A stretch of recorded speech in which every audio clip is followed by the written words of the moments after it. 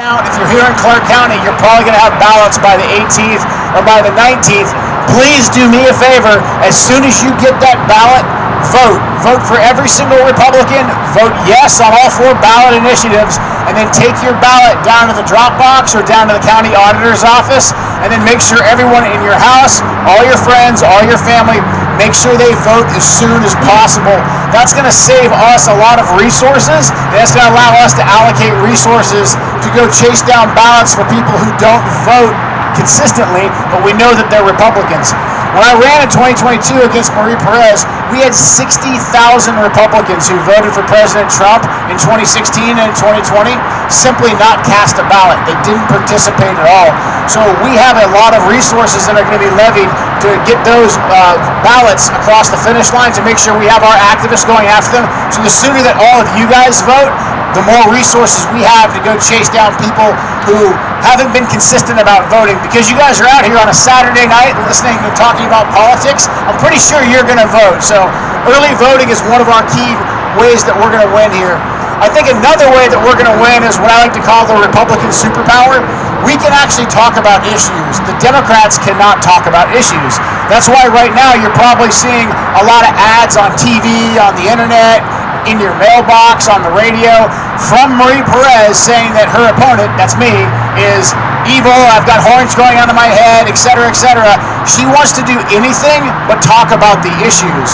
She, like Kamala Harris, have been in power now for a couple of years, and their policies are destroying the country. So they can't talk about policy. So all you're going to hear from them is insults and misdirection plays. What we can do is we can actually talk about the policies that are going to get our country back on track. Right now, I would say inflation and the border are probably tied for number 1 in how important they are, but the inflation is being driven by Washington, D.C. In Perez's short time in Congress, she's voted for $4 trillion in new spending.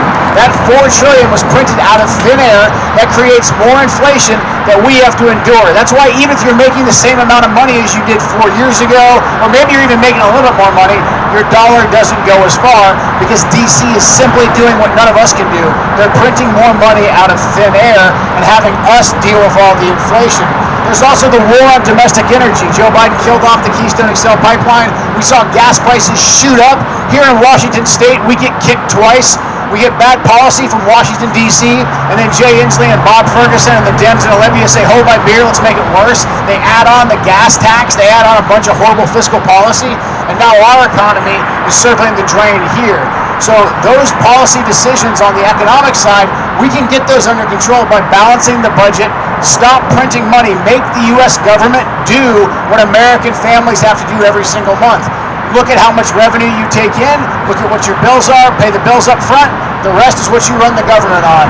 Washington, D.C. refuses to do that. We have to force Washington, D.C. to actually do that. That's how we get inflation under control. Perez voted completely against that. She voted for all the Biden-Kamala-onomics that's destroying the country. The border and the crime coming from the southern border and the massive national security threat that is another major issue. One of the first votes that Marie Perez took in Congress was to leave the Biden-Harris border wide open. And since then, we've seen fentanyl deaths skyrocket in the district. We literally have our loved ones and neighbors dying from fentanyl overdoses. And we have Marie Perez saying no one stays awake at night worrying about the southern border and voting to leave the border open. We've had about 100,000 Americans killed every single year by fentanyl overdoses ever since Biden opened up the border, and that is continuing. I've done ride-alongs with Clark County sheriffs, Lewis County sheriffs, law enforcement all throughout the 3rd District. They all say the same thing, that the fentanyl is coming from our wide-open southern border down in the San Diego area. I've actually been down to the border twice. I went and got ground truth to see for myself the actual border invasion down in the San Diego area. The vast majority of fentanyl that enters this country comes from the mouth of I-5. And if you talk to law enforcement up here or down there, they all say the same thing. The expressway for fentanyl and illegals runs right up the I-5 corridor because California, Oregon, and Washington all have horrible drug laws. They all have basically tied their police officers' hands behind their back. So we basically are a southern border town just as much as we are a northern border town right now. The open border is also directly tied into the inflation. Biden has interjected about 10 to 12 million illegals into this country. He's given the majority of them some kind of a protective status. So you're hearing the Democrats and the mainstream media fact checkers say like, oh, these aren't illegal immigrants. These people are here on temporary protective status, parole in place. They're asylum seekers. Biden has given these folks a legal status. Perez has supported it. But now they're here in our country. And yes, some of them may seek to do us harm, but the majority of them are here, and they are a drain on resources that we have paid into. These people aren't paying taxes, but a lot of them are receiving Social Security-like benefits. They're receiving welfare without ever paying into the system. You hear Democrats all the time talk about how we have a housing crisis, and we most certainly do. How much does it help a housing crisis when you interject 10 to 12 million more people that you now need to house? Those people are taking resources away from American citizens. The same thing on the labor market. We now have 10 to 12 million illegals that are receiving government subsidies that American citizens do not receive, that are willing to work for below the wages that American citizens work for. So illegal immigration is a direct assault on the working class. It takes away wages out of their pocket. It ruins their negotiating power for more competitive and better salaries. So the border and the inflation crisis are deeply interlinked. The national security threat that our open border poses is pretty much common sense. If you open your border up and you have no idea who comes into your country, it's obvious that people who seek to do us harm have entered our country. We've already seen terrorist incursions at the Marine Corps base in Quantico, Virginia. We had illegals from the Middle East attempt to breach that. We've had Chechen nationals that came across the border illegally, pulling surveillance on active duty special forces officers. The attacks of September 11th were conducted by less than 30 people. They did it with box cutters. They killed nearly 3,000 Americans on that horrible day, September 11th. We've had 10 to 12 million illegals come into our country. If even less than 1%, even half of a percentage point of those illegals seek to do us harm, we are in for a very rude awakening. And that is a direct result of policies from Marie Perez, Joe Biden, and Kamala Harris. Earlier this week, I think on Friday, there was a Department of Homeland Security whistleblower who testified before Congress, and he talked about how down there at the San Diego border crossing, they used to see less than 10 terror suspects apprehended every year trying to cross the southern border. Under Joe Biden in the last year, they have been apprehending upwards of 100 terrorism suspects, and guess what?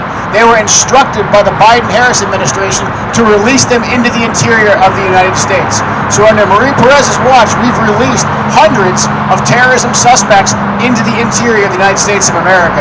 This is a major crisis. Another really big issue, to bring it a little bit more close to home, is the war on our children. I won't be too graphic because there's kids here, but if you have kids here in the schools in Washington State, you understand what's being taught to our children. Republicans in the House attempted to throw us a lifeline with two really key pieces of legislation. Number one was the Parental Bill of Rights. That said, if a school wants to receive federal grant money, it has to give the parents transparency on the curriculum. It has to show the parents what library books are in the schools and what the kids are being taught. Perez and every Democrat voted against that. They voted against parental transparency. The next really key piece of legislation, and this is just common sense, this one said that men can't go into your daughter's dressing room, locker room, and they can't compete against them on the athletics field. Marie Perez, every Democrat, voted against that. They voted to put men into your daughter's dressing room. Now, Marie Perez won't come back to the district and talk about this. She'll come back to the district and she'll speak like a moderate. The Columbian, the Chronicle, all these different publications, they'll say Perez is moderate because she speaks like a moderate. But her voting record is in lockstep with AOC, Nancy Pelosi, Hakeem Jeffries, and the rest of them. Every single time that Perez has gotten credit for crossing the aisle and voting with Republicans, the first procedural vote she took was with the Democrats to kill the bipartisan legislation. So she's voted against it before she's voted for it every single time. So her votes are a pure performance. Her voting record is in lockstep with the Democrats. In order to highlight that, we've created a website called MarieWatch.com. MarieWatch.com is a place where you guys can go and you can see subject by subject with links to her House.gov record what her voting record actually is. So do me a favor, go to that site. There's a QR code, do it on all of our literature. Send it out to your friends, to your neighbors, to people who might not be Republicans. They might not be sure about Trump or me or whatever, but they know that things are very wrong in this country, and just show them exactly how she's voted in Congress. Don't let her describe herself to you. Actually do your due diligence. Use that website as a tool. So exposing Perez's record is one of the key ways that we're going to win here in 2024. Another key way, like I talked about before, is ballot harvesting. Making sure that we get everybody who shares values with us out there and voting. Ballot harvesting or ballot collection It's completely here in Washington State. I wish it wasn't. I wish we voted in one day. I wish we had to show our ID and all that, but we don't. We mail out ballots to everybody. So we need to do what the Democrats do. As soon as those ballots hit, we've got to be out there talking to our friends, talking to our neighbors, people that we share values with, and getting their ballots and collecting them. It's completely legal here in Washington State. So voter turnout is a key way that we